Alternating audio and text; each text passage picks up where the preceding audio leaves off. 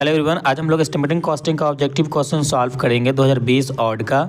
Objective question solve करने के दरमियान आपको इम्पॉर्टेंट नोट्स भी साथ में प्रोवाइड कराते जाएंगे, जहां मुझे लगेगा कि अगर इसके जगह पे कोई दूसरा डाटा आपसे ऑब्जेक्टिव में पूछा जा सकता है तो उस प्रकार का डाटा, उस प्रकार का नोट्स आपको हम साथ में डिस्कशन करते चलेंगे। तो चलिए इस वीडियो को शुरू करते हैं। तो अभी तक हमारे चैनल को सब्सक्राइब नहीं किए हैं तो सब्सक्राइब कर ले और बेल आइकन दबा दें। हाँ, अपने दोस्तों के साथ शेयर करना नहीं भूलिएगा। देखिए, हमारा ये कॉन्टैक्ट नंबर है, इस कॉन्टैक्ट नंबर पर मुझे कॉन्टैक्ट कर सकते हैं। और हमारा ये टेलीग्राम चैनल्स का QR कोड है, या टेलीग्राम में आप JD सिविल टेक सर्च करेंगे ना तो आपको मिल जाएगा। तो वहाँ से टेलीग्राम चैनल ज्वाइन कर लीजिएगा। इस पर आपको जो भी PDF होगा, ऑब्जेक्टिव क्वेश्चन जो भी हम लोग सॉल्व कराएंगे, इंपॉर्टेंट नोट्स हो गया, ऑब्जेक्टिव क्वेश्चन का सोल्यूशन हो गया, सभी आपका PDF हम इसी टेलीग्राम चैनल्स पे प्रोवाइड कर देंगे। तो अगर आप ज्वाइन नहीं किए हैं तो ज्वाइन कर लीजिएगा। चलिए अब हम क्वेश्चन सॉल्व करना स्टार्ट करते हैं। क्वेश्चन है the essential requirement prepare a good estimate. आपका ऑप्शन दे रखा है detail specification, full dimension and drawing, और अगला दे रखा है शेड्यूल ऑफ रेट्स। तब आपको हम जब भी क्लास में आपको हम पढ़ा रहे थे थ्योरी, तो उसमें आपको सभी टॉपिक्स को डिस्कशंस किए थे। डिटेल स्पेसिफिकेशन भी चाहिए आपको डाटा रिक्वायर्ड में, और आपको फुल डायमेंशन भी, ड्राइंग भी चाहिए, शेड्यूल ऑफ रेट भी चाहिए। इसका मतलब ये हो गया कि जो भी आपका यहाँ पे जो भी हमारा जो करेक्ट ऑप्शन होगा ना, वो हमारा correct option all of the above होगा। इसमें हमारा ऑल ऑफ द एबव होगा। अब अगला क्वेश्चन है according to bureau of Indian standard the actual size of modular brick. Actual size of modular brick, देखो यहाँ पे कन्फ्यूजन्स होता है। तो अगर actual size of modular brick कहेगा ना तो इसमें विदाउट मोटार बताना होता है, विथ मोटार नहीं। जैसे ऑप्शन नंबर अगर आप ये ए देखेंगे तो यहाँ पे विथ मोटार आपका ऑप्शन है, तो ये देखकर आपको टिक नहीं कर देना। या ऐसा भी अगला ऑप्शन देखोगे तो 19 centimetre into 9 centimetre into 9 centimetre है, और सी में क्या दे रखा है आपको कंफ्यूज करने लगे, ए एंड बी बोथ दे रखा है। अब बहुत सारा स्टूडेंट क्या करेगा कि सी ऑप्शन को आप लोग टिक करके आ जाएंगे, तो इस केस में आपका गलत हो जाएगा। जो मॉडुलर साइज ऑफ ब्रिक होता है ना, विदाउट मोटार होता है, वही उसका ऑप्शन करेक्ट होता है, यानी आपका ऑप्शन नंबर बी इसका करेक्ट होगा। तो इस बात को आप ध्यान रखेंगे। अब चलिए इससे रिलेटेड कुछ इंपॉर्टेंट नोट्स देख लेते हैं। देखिए, अगर आपसे एग्जाम में पूछा जाए स्टैंडर्ड साइज ऑफ, अगर आपसे एग्जाम में पूछा जाए स्टैंडर्ड साइज ऑफ ब्रिक, जिसमें स्टैंडर्ड साइज ऑफ ब्रिक मतलब यही आपका मॉडुलर ब्रिक, इसी को कहते हैं। और साथ में अगर देखो सेंटीमीटर की जगह पे अगर आपसे मीटर में पूछ लेता है ऑप्शन में, तो भी आपको कंफ्यूज नहीं होना है, मीटर में भी आपको याद रखना है। या ऑप्शन में अगर आपको मान लो कोई नया क्वेश्चन आपसे बना दिया जाए, जिसमें आपसे पूछ दिया जाए कि नॉमिनल साइज ऑफ ब्रिक, तो नॉमिनल साइज ऑफ ब्रिक का मतलब होता है विथ मोटार, यानी विथ मोटार। यहाँ पे आपको दिख नहीं रहा होगा, आई थिंक, हाँ दिख नहीं रहा है। तो यहाँ पे नॉमिनल साइज ऑफ ब्रिक मतलब विथ मोटार, यानी जो 19 सेंटीमीटर देख रहे हैं ना, तो ये आपका 20 सेंटीमीटर हो जाएगा इंटू 10 सेंटीमीटर हो जाएगा। क्या हो जाएगा? इंटू 10 सेंटीमीटर हो जाएगा, इंटू 10 सेंटीमीटर हो जाएगा। ठीक है, तो ये आपका नॉमिनल साइज ऑफ ब्रिक होता है। तो ऐसा भी आपके एग्जाम में पूछा जा सकता है, तो इस बात पे आप ध्यान देंगे। ठीक है, अब चलिए अगला क्वेश्चन सॉल्व करते हैं। उम्मीद करते हैं आपको सभी क्वेश्चन क्लियर होता जा रहा होगा। और कोई भी डाउट, कोई सजेशन वगैरह देना है तो आप कमेंट कर सकते हैं। ठीक है, चलिए अब आगे हम बात करते हैं अगला क्वेश्चन। तो हमारा अगला क्वेश्चन है, इसमें अगला क्वेश्चन है brick flat soling is measured in. अब देखो यहाँ पे ब्रिक फ्लैट सोलिंग मतलब यहाँ पे क्या बात कर रहा है कि ब्रिक को आप लगाकर सोलिंग कर रहे हो। कि आप देखें जब भी रोड बनाया जाता है तो वहाँ पे देखना खारा करके ब्रिक लगाया जाता है।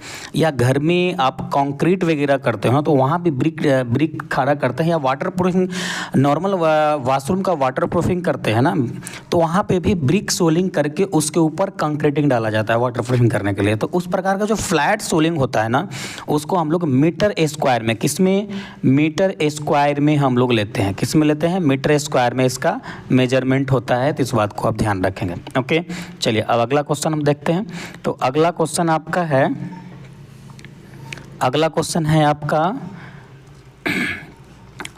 है हमारा यहाँ पे the long wall and short wall method, the long wall and short wall method of building estimate, short wall is measured। देखो क्लास में आपको हम बताए थे कि यहाँ पे क्लास में आपको क्या बताए थे कि अगर आप लॉन्ग वाल को आउट टू आउट लेते हैं तो शॉर्ट वाल को इन टू इन लेना पड़ेगा, या अगर लॉन्ग वाल को इन टू इन लेंगे तो शॉर्ट वाल को आउट टू आउट लेना पड़ेगा, ऐसा आपको पता है।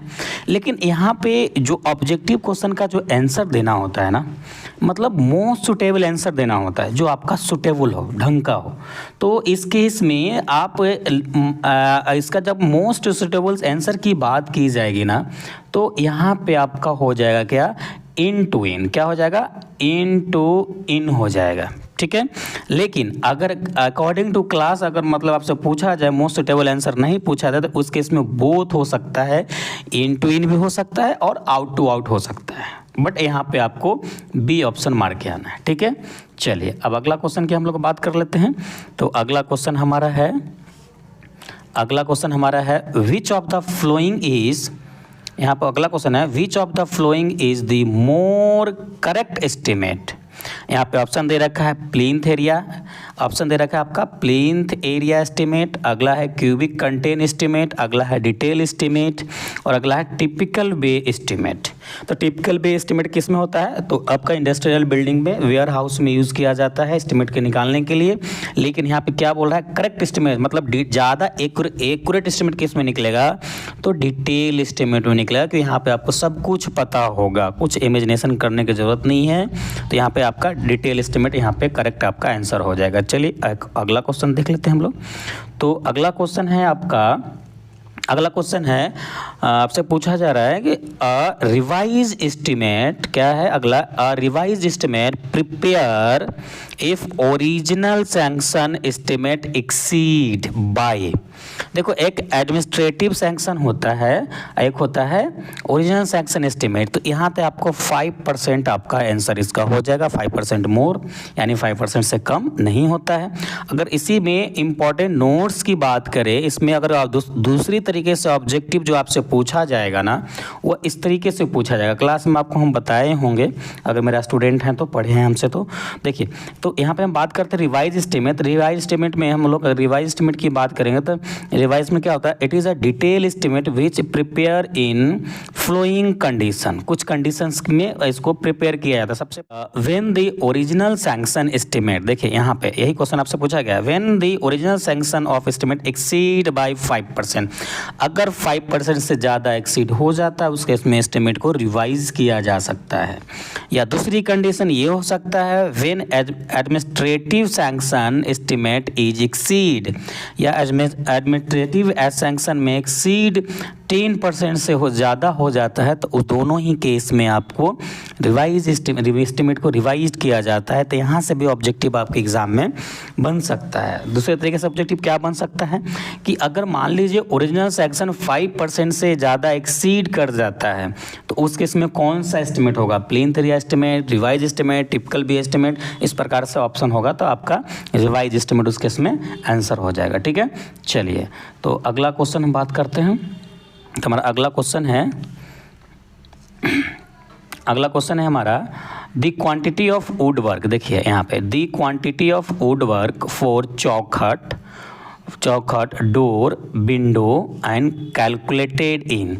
देखो जब भी आप क्वांटिटी ऑफ वुड वर्क, चौखट और डोर और विंडो की बात आएगा ना, तो ये हमेशा क्यूबिक मीटर में मेजर करते हैं। इसको किस में करते हैं, क्यूबिक मीटर में मेजर करते हैं। बोलोगे सर ये सिलेबस में तो है नहीं यूनिट मेजरमेंट, तो लैब में पढ़ाए थे आप। तो नहीं, देखिए आपके एग्जाम में पूछ रहा है तो इस बात को आप ध्यान तो रखना पड़ेगा। एग्जाम में क्वेश्चन आया हुआ है, इसका मतलब यूनिट मेजरमेंट से क्वेश्चन पूछ ले लेगा कभी आपसे एक दो, तो आपको याद रखना होगा, ठीक है। चलिए अगला क्वेश्चन देख लेते हैं हम लोग। तो अगला क्वेश्चन है हमारा which of the following is not include in plinth area. मतलब प्लिंथ एरिया में इंक्लूड क्या नहीं किया जा सकता है। सबसे पहले पहला ऑप्शन है रूम एरिया, क्या प्लिंथ एरिया में रूम एरिया नहीं क्या इंक्लूड होता है? बिल्कुल इंक्लूड होगा ही।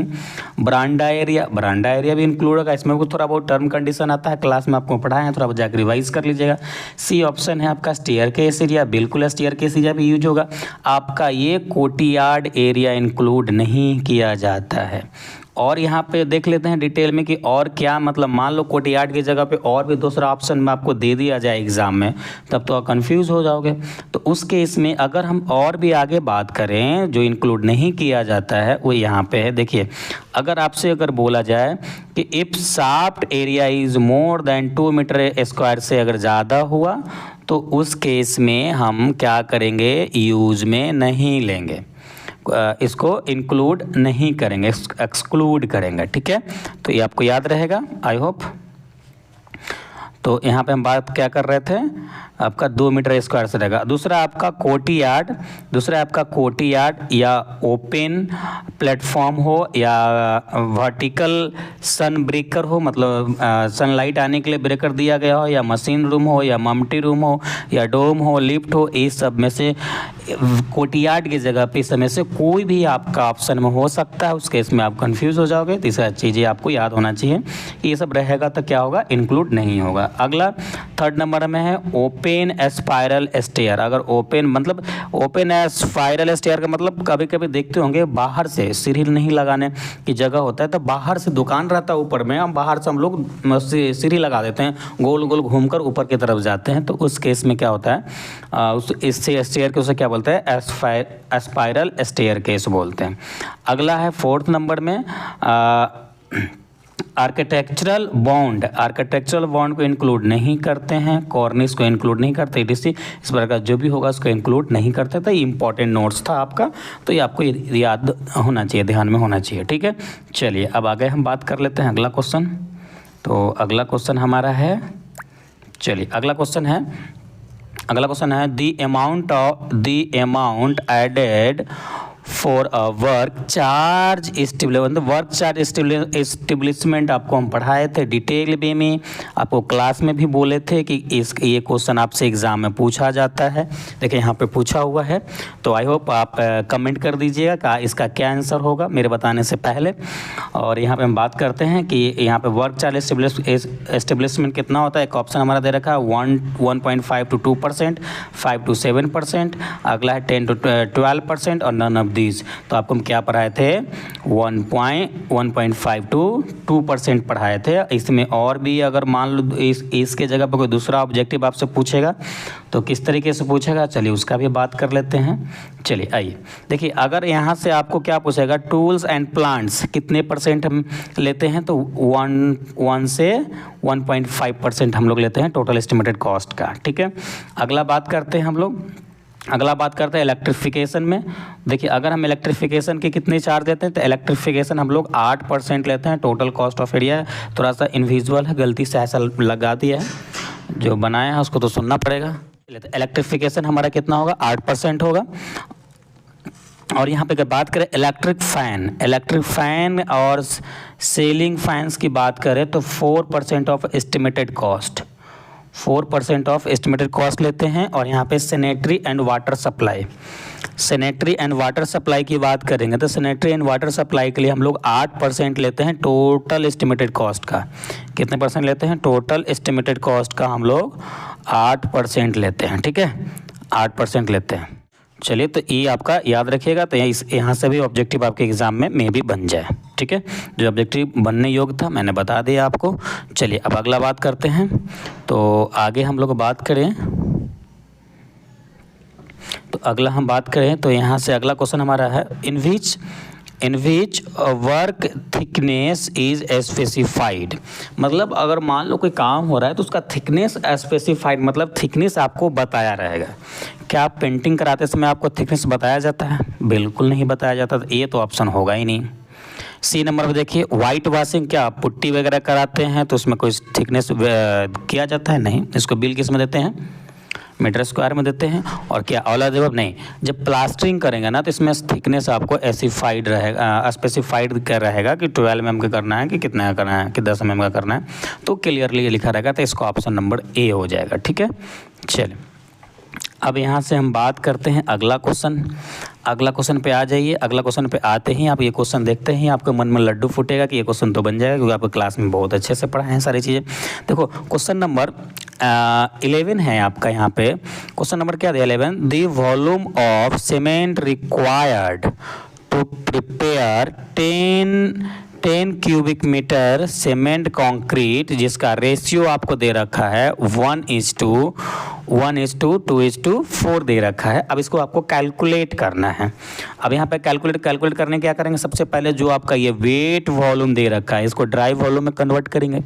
ड्राई वॉल्यूम में कन्वर्ट करने के बाद अब पहला क्या होता है, पहला आपका सीमेंट होता है, दूसरा आपका क्या होता है सैंड होता है, तीसरा आपका एग्रीगेट होता है। आपको पता है चीज़ें, एग्रीगेट होता है। अब ये सभी को अगर सीमेंट निकालना है तो 1/, नीचे जितना भी 1, 2, 4 है सबको ऐड करके जो आपका ड्राई मोटार आया होगा उससे मल्टीप्लाई करेंगे तो आपका सीमेंट आ जाएगा। देखिए इसका हम सोल्यूशन में मैं लेके आया हूँ, तो सोल्यूशन में आपको दिखा देते हैं। देखिए अभी आपको हम क्या बताएं, सबसे पहला क्या है आपका गिवन दे रखा है, वेट मोटार दे रखा है 10 MQ, और जो हमारा कंक्रीट का रेशियो है 1:4 दे रखा है, 1:2:4 दे रखा है। तो सबसे पहला काम क्या करेंगे, वॉल्यूम ऑफ ड्राई मोटार। तो आपको 2 लिमिट बताए होंगे, तो दोनों में से कोई यूज़ कर लीजिएगा, लगभग वही आंसर आता है, तो लगभग सेम ही आएगा। सो हम अगर इसको हम लोग ड्राई मोटार में कन्वर्ट किए तो ड्राई मोटार में कन्वर्ट करने के बाद जो हमारा यहाँ पे आया है वो आया है 15.20 आया है MQ। अब इसको क्या करना है, एक आपका सीमेंट के लिए तो 1/, जो भी रेशियो था उसका हम लोग क्या कर रहे हैं नीचे सम करेंगे। सम करने के बाद जो भी वॉल्यूम आया होगा ड्राई मोटर को यहाँ मल्टीप्लाई करेंगे। मल्टीप्लाई करने के टोटल जब कैलकुलेट करोगे ना तो आपको ये आ जाएगा 2.174 आया MQ।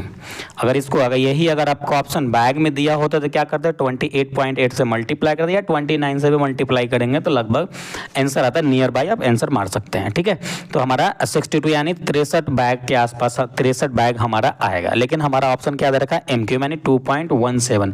तो एक बार हम लोग चेक कर लेते हैं वाकई में ऐसा है क्या, तो ऐसा कुछ ऑप्शन है क्या। देखो 2.17 है ना, देखो 2.17 यानी 2.2 हमारा ऑप्शन सी हो जाएगा। तो हमें यहाँ पे हमारा ऑप्शन सी हो जाएगा, करेक्ट ऑप्शन क्या हो जाएगा, ऑप्शन सी। चलिए हम आगे देखते हैं, आगे बात करते हैं। क्वेश्चन है in building estimate the area of measure in correct nearest, मतलब एरिया आपका मिनिमम यहाँ कितना मापते हैं तो एरिया आपका क्या कौन सा करेक्ट हो जाएगा, ऑप्शन नंबर ए हो जाएगा 0.01 मीटर स्क्वायर हम लोग तक, मतलब टॉलरेंस अलाउ होता है, इसके अलावा नहीं है।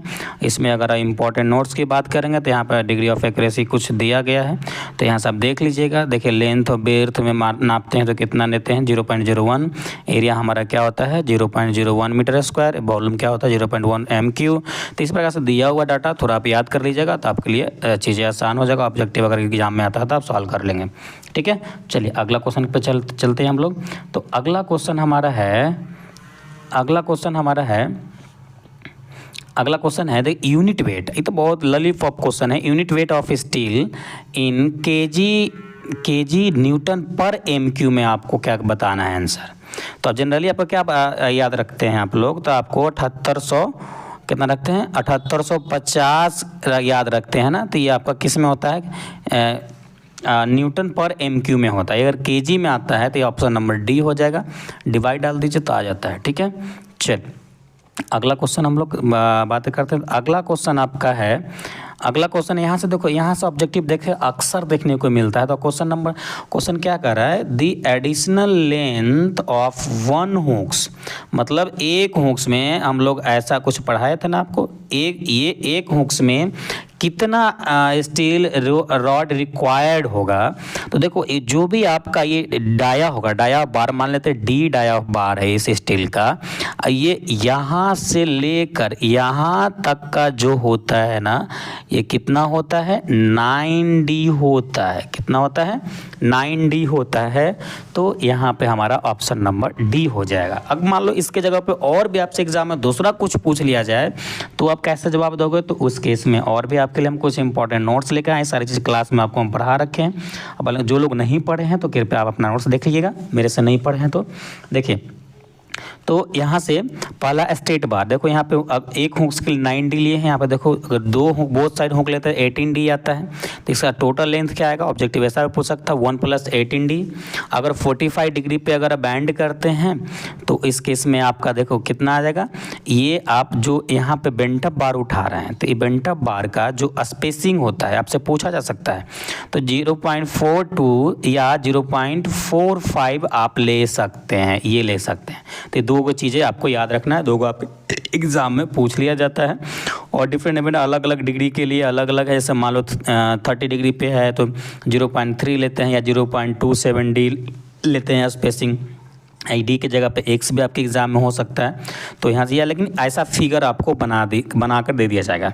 क्या कहेगा, यहाँ से जो देख रहे हैं ना ये ऐसा, तो ये डिस्टेंस ऐसा आपका मार्क करके दिया रहेगा। जो भी मान लो हम D' माने हैं तो D' वो x मानेगा तो x आपको दिया रहेगा, तो वहाँ से आप देख लीजिएगा, ठीक है।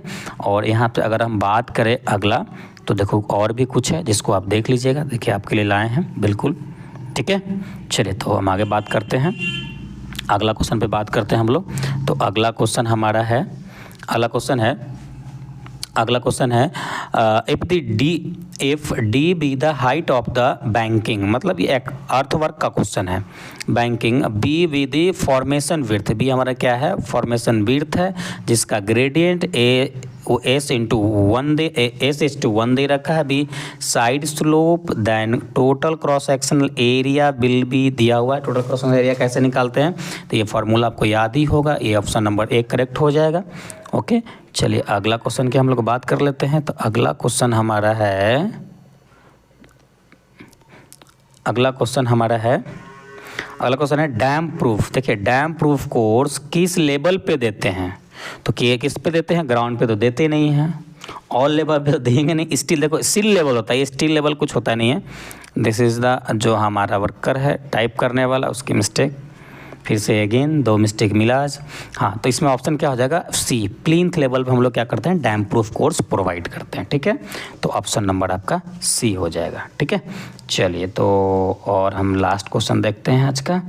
तो इसका कुछ इतना ही क्वेश्चन मिला था इस ईयर का, जितना मिला है उतना आपके लिए हम लेके आ गए हैं। तो लास्ट क्वेश्चन है, the rate of the item of the work, the rate of the item of the work depend upon its, मतलब किस किस पे डिपेंड करेगा।